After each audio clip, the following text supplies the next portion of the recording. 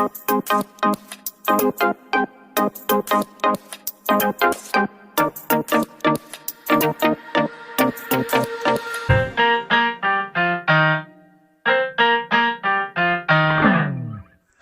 semuanya, jadi di dalam video kali ini, kelompok kami akan membahas tentang organisasi-organisasi regional dan juga global. So, let's check it out! Organisasi regional militer yang pertama adalah NATO. Tiga negara penting dari blok barat adalah Amerika, Inggris, dan Prancis. Pada tahun 1948, ketiganya menyepakati perjanjian untuk saling memberikan bantuan militer apabila di antara mereka diserang oleh negara lain. Pada tahun 1949, isi perjanjian diperbarui dengan memperluas 12 negara. Mereka membentuk organisasi-organisasi pertahanan bersama NATO. Negara-negara lain juga segera menyusul menjadi anggota seperti Yunani pada 1952, Jerman Barat pada 1955, dan Spanyol pada 1982. Markas besar NATO berada di Brussels, sedangkan eksekutif Komite Militer NATO berada di Washington, Amerika Serikat. NATO mempunyai 3 komando, yakni Komando Eropa, Komando Atlantik, dan Komando Laut Utara. Setiap anggota NATO mempunyai kewajiban untuk membiayai pasukan NATO. Tujuan organisasi NATO dalam hal politik yaitu NATO mempromosikan nilai-nilai demokrasi dan berkonsultasi dalam isu-isu pertahanan dan keamanan dalam jangka panjang dan mencegah konflik. Sedangkan dalam hal militer, NATO berkomitmen untuk menyelesaikan konflik secara damai. NATO terlibat dalam penyelesaian beberapa konflik, antara lain yang pertama dari segi militer, peningkatan ketegangan terlihat dari dipasangnya rudal balistik RSD-10 Pioneer milik Soviet yang mengarah ke Eropa Barat. Setelah itu NATO memutuskan untuk memasang rudal jelajah dan MGM-31 Persing dan Eropa, terutama di Jerman Barat. Rudal-rudal ini ditempatkan dengan jarak mencolok, hanya berjarak tempuh 10 menit ke Moskow. Southeast Asia Treaty Organization (SEATO) dibentuk pada September 1954. Yang menjadi permakarsa terbentuknya organisasi ini adalah Menteri Luar Negeri Amerika Serikat, yaitu John Foster Dulles. Organisasi ini mengatasnamakan Asia Tenggara, tetapi hanya terdapat 2 negara Asia, yaitu Filipina dan Thailand. Filipina menggabungkan diri dengan SEATO karena keterkaitannya dengan Amerika Serikat serta ancaman pihak komunis terhadap pemerintah. Sementara itu, ancaman pemberontakan komunis di Yunan, Tiongkok menjadikan alasan Thailand bergabung dengan SEATO. Sementara itu, beberapa negara di Asia memiliki sikap berbeda terhadap pendirian SEATO. Misalnya, Indonesia dan Burma tetap menjaga netralitasnya dan tidak memilih melebur dalam organisasi ini. Sedangkan Malaysia dan Singapura mengalami kesulitan untuk memberikan dukungan resminya, mengingat kedua wilayah ini merupakan bagian dari persemakmuran Inggris. Berbeda pula dengan wilayah Indochina seperti Kamboja, Laos, dan Vietnam yang tidak diperkenankan lagi untuk bergabung dengan organisasi internasional. Menurut Perjanjian Jenawa pada tahun 1954, meskipun berada di dalam wilayah yang dilindungi oleh SEATO, anggota Dewan SEATO mengadakan pertemuan pertama kali di Bangkok pada tanggal 23 sampai 25 Februari 1995. Pertemuan ini diajukan untuk membentuk bagian-bagian dari badan organisasi, termasuk badan politik maupun militer. Namun, langkah yang digunakan untuk membendung arus komunisme juga dilakukan dengan memperbaiki fondasi ekonomi serta standar wilayah di Asia Tenggara. SEATO juga menjadi sponsor berbagai pertemuan dalam konteks budaya, agama, dan sejarah, dan memberikan beasiswa. Bagi beberapa negara Asia dan Afrika, munculnya SEATO dianggap menjadi ancaman bagi keutuhan persatuan. Keterlibatan Amerika Serikat pada konflik Indochina lebih mengarah ke perang daripada mewujudkan sebuah perdamaian. Sebenarnya, Dulles juga melakukan pendekatan kepada Indonesia dan Burma untuk mau bergabung ke dalam SEATO, tetapi mengalami penolakan. Oleh karena itu, dilakukanlah konferensi Asia Afrika yang menegaskan sikap bangsa-bangsa di dunia ketiga untuk tak berpihak kepada salah satu kutub kekuatan yang ada, tetapi mengusahakan tumbuhnya perdamaian. Konferensi tersebut mampu mengubah pandangan Amerika terhadap Asia Afrika. Akhirnya, meskipun memiliki tujuan yang sangat strategis, aliansi ini dibubarkan pada tanggal 30 Juni 1977 setelah terjadinya perubahan besar di kawasan Asia Tenggara, khususnya yang terkait dengan kekalahan Amerika Serikat dalam Perang Vietnam. Kegagalan SEATO, sebagian besar anggota SEATO bukan dari negara Asia Tenggara. Oke, yang berikutnya ada Fakta Warsawa. Fakta Warsawa ini secara resmi dikenal sebagai perjanjian persahabatan, kerjasama, dan bantuan bersama.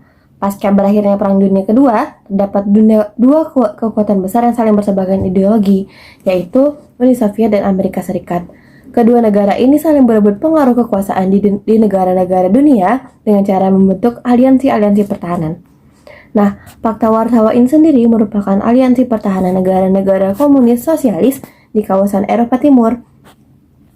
Gagasan pembentuk Fakta Warsawa ini diusulkan oleh Perdana Menteri Uni Soviet dan realisasinya pembentukan Fakta Warsawa ini dilaksanakan melalui pertemuan antara negara Blok Timur Pak di Warsawa pada tanggal 14 Mei 1955.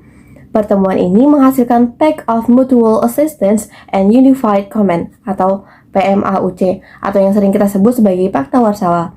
Nah, negara-negara yang tergabung dalam Fakta Warsawa ini diantaranya ada Uni Soviet, Albania, Bulgaria, Cekoslovakia, Jerman Timur, Hongaria, Polandia, dan Rumania. Tujuan pembentukan Fakta Warsawa ini sendiri yaitu mengimbangi kekuatan aliansi pertahanan NATO. Yang kedua, meningkatkan kerjasama pertahanan dan militer negara-negara Blok Timur. Yang ketiga, saling membantu jika salah satu negara anggota Fakta Warsawa mengalami masalah pertahanan maupun keamanan. Dan pembubaran Fakta Warsawa ini sendiri berkaitan dengan krisis yang dialami oleh Uni Soviet dan negara-negara komunis pada tahun 1990-an. Krisis ini disebabkan oleh kemunculan gelombang revolusi demokratik di kawasan Eropa Timur, serta adanya perpecahan antara negara-negara komunis. Nah, krisis yang dialami oleh Uni Soviet dan negara komunis ini menyebabkan perpecahan internal pada Fakta Warsawa. Dan akhirnya Fakta Warsawa secara resmi dibubarkan pada tanggal 31 Maret 1991 dalam pertemuan antar negara anggota Fakta Warsawa di Praha, Ceko.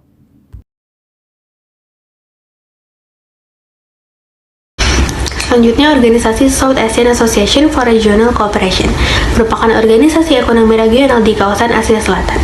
Rencana pembentukan organisasi ini sebenarnya telah muncul pada konferensi di New Delhi pada tahun 1947, konferensi Baguio. Selanjutnya, organisasi South Asian Association for Regional Cooperation merupakan organisasi ekonomi regional di kawasan Asia Selatan.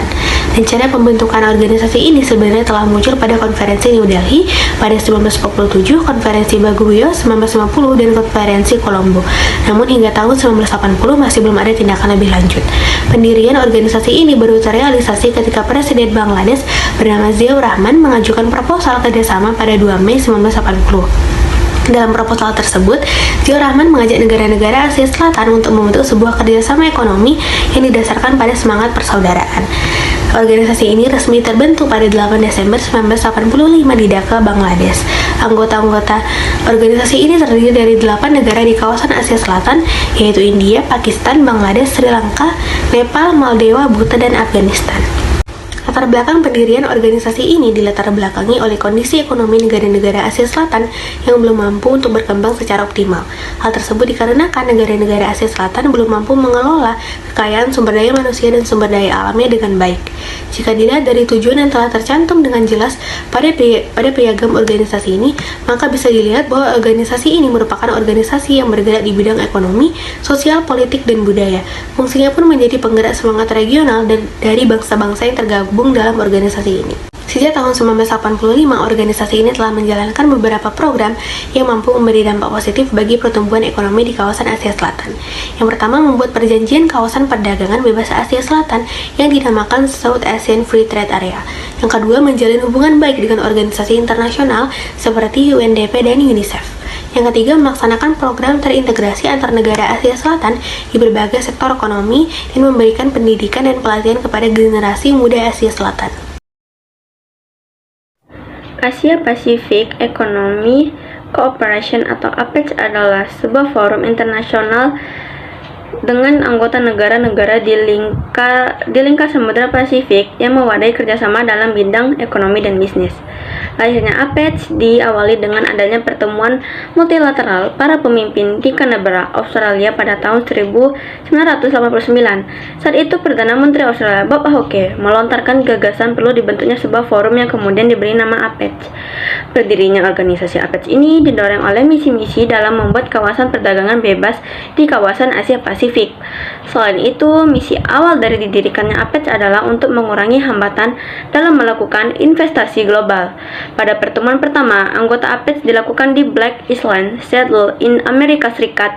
Digagaslah visi bahwa APEC akan berperan dalam memajukan perekonomian dunia. Fungsi-fungsi dari APEC adalah yang pertama, membangun integrasi ekonomi sesama negara anggota di kawasan Asia Pasifik. Yang kedua, menyediakan wadah bagi para pelaku usaha swasta untuk mendiskusikan masalah dalam hal ekonomi maupun perdagangan. Yang ketiga, membantu negara anggota dalam memperluas liberalisasi perdagangan juga investasi. Yang keempat, mendorong adanya perdagangan bebas global dengan tidak menjadi kelompok perdagangan yang tertutup atau anti-blok. Yang kelima, mendukung terciptanya perdagangan bebas di kawasan ASEAN. Berikut ada 21 negara yang tergabung menjadi anggota APEC adalah: yang pertama ada Australia, yang kedua ada Brunei Darussalam, yang ketiga ada Kanada, yang keempat ada Chili, yang kelima ada Cina, keenam ada Hong Kong, ketujuh ada Indonesia, yang kedelapan ada Jepang, yang kesembilan ada Korea Selatan, yang ke-10 ada Malaysia, yang ke-11 ada Meksiko, yang ke-12 ada Selandia Baru, yang ke-13 ada Filipina, yang ke-14 ada Peru, yang ke-15 ada Papua Nugini, yang ke-16 ada Rusia, yang ke-17 ada Singapura, yang ke-18 ada Taiwan, yang ke-19 ada Thailand, yang ke-20 ada Amerika Serikat, dan yang terakhir ada Vietnam. Nah, berikutnya ada MEE, Masyarakat Ekonomi Eropa atau European Economic Community, yaitu merupakan organisasi ekonomi regional negara-negara di kawasan Eropa yang terbentuk pada tahun 1957. Nah, pembentukan MEE ini sendiri masih dilatar belakangi oleh kondisi ekonomi dan politik negara-negara Eropa pasca Perang Dunia Kedua yang mengalami perpecahan dan kekacauan. Selain itu, beberapa negara Eropa menginginkan sebuah kerjasama ekonomi dan politik untuk meningkatkan kesejahteraan dan perdamaian masyarakat Eropa. Gagasan pembentukan MEE ini berawal ketika Prancis dan Jerman Barat memiliki keinginan untuk melakukan kerjasama dalam sektor industri baja dan batubara. Pada tahun 1950, keinginan Prancis dan Jerman ini terrealisasi dengan penandatanganan European Coal and Steel Community (ECSC) oleh Prancis, Jerman Barat, Belanda, Belgia, Luxembourg, dan Italia. Keenam negara ini tergabung dalam ECSC, biasa disebut dengan The Six States. Pada tanggal 1 Juni 1955, The Six States mengadakan pertemuan di Messina, Italia, untuk membahas rencana kerjasama ekonomi antar negara-negara Eropa ini. Pertemuan ini menghasilkan keputusan pengangkatan Menteri Luar Negeri Belgia, yaitu Henry Spaak, sebagai Ketua Komite Badan Kerjasama Ekonomi Negara-negara Eropa. Akhirnya, Henry mengusulkan untuk membentuk Masyarakat Ekonomi Eropa atau MEE sebagai wadah kerjasama ekonomi negara Eropa. MEE ini secara resmi terbentuk pada tanggal 25 Maret 1957 setelah usulan dari Henry Spaak dan disepakati oleh 15 negara Eropa dalam Perjanjian Roma 1957. Nah, pembentukan MEE ini memiliki tujuan sebagai berikut. Yang pertama, menciptakan kemitraan ekonomi antara negara-negara Eropa. Yang kedua, meningkatkan kesejahteraan masyarakat Eropa. Yang ketiga, memperlakukan perdagangan bebas di kawasan Eropa. Yang keempat, meningkatkan solidaritas dan kepedulian antara negara-negara anggota MEE. Dan yang kelima, melakukan perlindungan terhadap industri dan produk dari negara-negara anggota MEE. MEE ini menerapkan beberapa program utama untuk mencapai tujuan tersebut, yaitu yang pertama, membangun common market atau pasar bersama berdasarkan kebebasan lalu lintas barang, modal, jasa, dan tenaga kerja. Yang kedua, penghapusan hambatan-hambatan non-tarif. Dan yang terakhir, menerapkan perjanjian multi-five arrangement dalam rangka melindungi industri tekstil Eropa. Selanjutnya OPEC atau singkatan dari Organization of the Petroleum Exporting Countries. OPEC merupakan organisasi yang berisikan negara pengekspor minyak bumi. OPEC didirikan pada 14 September 1961 di Baghdad, Irak. Tujuan OPEC adalah untuk menegosiasikan masalah-masalah mengenai produksi, harga, dan hak konsesi minyak bumi dengan perusahaan-perusahaan minyak di dunia. Tujuan OPEC yaitu berupaya secara bersama-sama untuk menentukan kebijakan harga dan jumlah produksi dari minyak bumi yang dipasarkan dunia. Syarat utama untuk menjadi anggota OPEC adalah suatu negara harus menjadi pengekspor minyak mentah. Kemudian, syarat lain jika ingin menjadi anggota penuh OPEC adalah yang pertama, secara fundamental memiliki kepentingan yang sama dengan anggota OPEC lainnya. Yang kedua, keanggotaan disetujui oleh mayoritas anggota lain minimal 2/3 anggota OPEC. Kesimpulannya, OPEC adalah organisasi pengekspor minyak mentah yang memiliki tujuan yang sama dalam menentukan kebijakan harga dan jumlah produksi minyak bumi. GATT merupakan perjanjian multilateral yang menentukan aturan-aturan bagi pelaksanaan perdagangan internasional. Pada perkembangannya, GATT berhasil menjadi forum resmi antar pemerintah dunia untuk membahas permasalahan dan solusi perdagangan internasional. GATT terbentuk setelah Perang Dunia Kedua berakhir. Keadaan sosial, politik, dan ekonomi yang kacau mendorong negara-negara di dunia untuk saling bekerja sama demi mengatasi krisis dalam negeri. Latar belakang pembentukan GATT sendiri juga dipengaruhi oleh keinginan dari negara-negara dunia untuk melakukan negosiasi terhadap perdagangan bebas internasional. GATT secara resmi terbentuk melalui kesepakatan 23 negara pada 30 Oktober 1947 di Jenewa, Swiss. Hingga tahun 1994, GATT memiliki jumlah anggota sebanyak lebih dari 128 negara, antara lain yaitu Australia, Brazil, Kanada, Prancis, India, Myanmar, New Zealand, Pakistan, Inggris, Amerika Serikat, Indonesia, Italia, Malaysia, dan Singapura. Pembentukan GATT bertujuan untuk menciptakan iklim perdagangan internasional yang aman bagi pelaku bisnis serta mewujudkan liberalisasi perdagangan. Prinsip-prinsip utama GATT sebagai berikut. Yang pertama, prinsip Most Favored Nation atau MFN, yaitu prinsip non-diskriminatif dalam menjalankan perdagangan internasional. Yang kedua yaitu prinsip National Treatment, yaitu prinsip yang mengatur produk hasil impor yang harus diberlakukan sama dengan produk dalam negeri. Yang ketiga, prinsip transparansi, yaitu prinsip keterbukaan antar negara anggota GATT. Yang keempat, prinsip non-tarif measures, yaitu negara anggota GATT yang hanya diperbolehkan untuk melindungi produk dalam negeri dengan meningkatkan bea masuk produk impor. Yang kelima, ada prinsip quantitative restriction, yaitu negara anggota GATT tidak diperbolehkan melakukan pembatasan kuota terhadap perdagangan internasional. Nah, pada tahun 1994, GATT mengalami perubahan besar-besaran loh. Perubahan tersebut terdapat dalam Perjanjian Putaran Uruguay pada tahun 1994. Dalam perjanjian putaran tersebut, peran dan fungsi GATT digantikan oleh World Trade Organization atau WTO yang terbentuk pada 1 Januari 1995. Yang terakhir ada WTO, World Trade Organization atau Organisasi Perdagangan Dunia, yaitu merupakan sebuah organisasi internasional yang mengatur jalannya perdagangan skala internasional. Pada awalnya, tujuan pembentukan WTO ini adalah untuk membuat perdagangan dan antar negara menjadi semakin terbuka dengan pengurangan hingga penghilangan hambatan dengan tarif maupun non-tarif. Terbentuknya WTO ini adalah bukti bahwa perdagangan internasional dapat direalisasikan meskipun telah terjadi gencatan senjata. Mengingat WTO ini adalah bentuk reformasi kedamaian ekonomi dalam sistem global sejak berakhirnya Perang Dunia Kedua pada tahun 1945. Meskipun pada catatan sejarahnya, WTO ini berdiri pada tahun 1995, organisasi ini sebenarnya merupakan penerus General Agreement on Trade and Trade atau GATT yang telah hadir sejak tahun 1947 dan pengganti International Trade Organization atau ITO. Terkait dengan aturan dan peran GATT sebelumnya, WTO adalah pihak yang mengurus perihal perdagangan jasa serta kekayaan intelektual. Tugas WTO adalah sebagai berikut. Yang pertama, meminimalisir hingga menghapuskan hambatan dan mengganggu proses dagang, barang, dan jasa global. Yang kedua, membantu kelancaran kegiatan transaksi ekonomi internasional. Yang ketiga, mengatur adanya perjanjian jual beli resmi di antar negara. Yang keempat, memfasilitasi forum negosiasi untuk keperluan perundingan kesepakatan.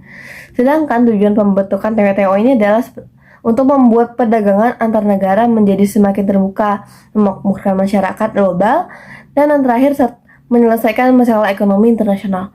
Hingga saat ini, sebanyak 164 negara telah menjadi anggota WTO. Di antaranya, 117 merupakan negara berkembang atau termasuk kawasan yang masih terpisah. Negara-negara ini diantaranya ada Argentina, Australia, Austria, Brazil, Kanada, Denmark, Prancis, Jerman, India, Italia, Indonesia, dan masih banyak yang lain. Prinsip dasar WTO adalah sebagai berikut. Yang pertama, perlakuan yang sama untuk semua anggota atau Most Favored Nation Treatment atau FFN. Yang kedua, pengingkatan tarif atau Tariff Binding. Yang ketiga, perlakuan nasional atau National Treatment. Yang keempat, perlindungan hanya melalui tarif. Yang kelima, yaitu perlakuan khusus dan berbeda bagi negara-negara berkembang atau SND. Pengaruh organisasi regional dan global terhadap bangsa Indonesia. 1. Peluang positif integrasi ekonomi regional dan global bagi Indonesia. Secara umum, peluang positif yang didapatkan bangsa Indonesia dari perdagangan bebas, baik secara regional maupun global, yaitu mendorong dan mempercepat pertumbuhan ekonomi. Perdagangan bebas akan meningkatkan permintaan dan penawaran akan suatu produk. Hal ini mendorong tumbuh dan berkembangnya industri-industri dalam negeri Indonesia, seperti industri batik, kerajinan, dan industri tekstil. Pengaruh organisasi regional dan global terhadap bangsa Indonesia. Yang kedua yaitu meningkatkan pendapatan negara. Perdagangan bebas begitu potensial untuk mendatangkan devisa yang merupakan salah satu sumber penerimaan negara. Hal itu didapatkan dari proses ekspor. Semakin besar ekspor yang dilakukan, maka semakin besar pula devisa yang akan diperoleh. Devisa yang semakin besar tentu akan mendukung terlaksananya pembangunan dari segala bidang. Nah, yang ketiga yaitu memperluasnya lapangan pekerjaan.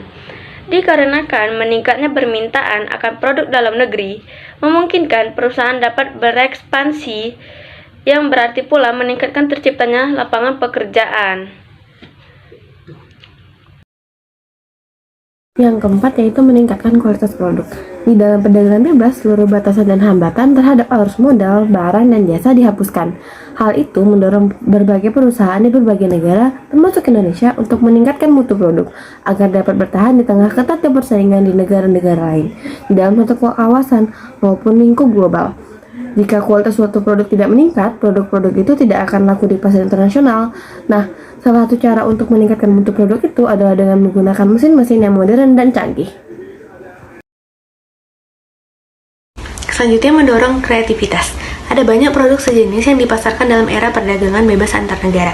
Agar dapat bersaing, setiap perusahaan harus menghasilkan produk yang unggul, baik dari segi harga maupun mutu produk itu sendiri. Salah satu cara untuk menekan harga adalah melakukan proses produksi dan distribusi secara efisien.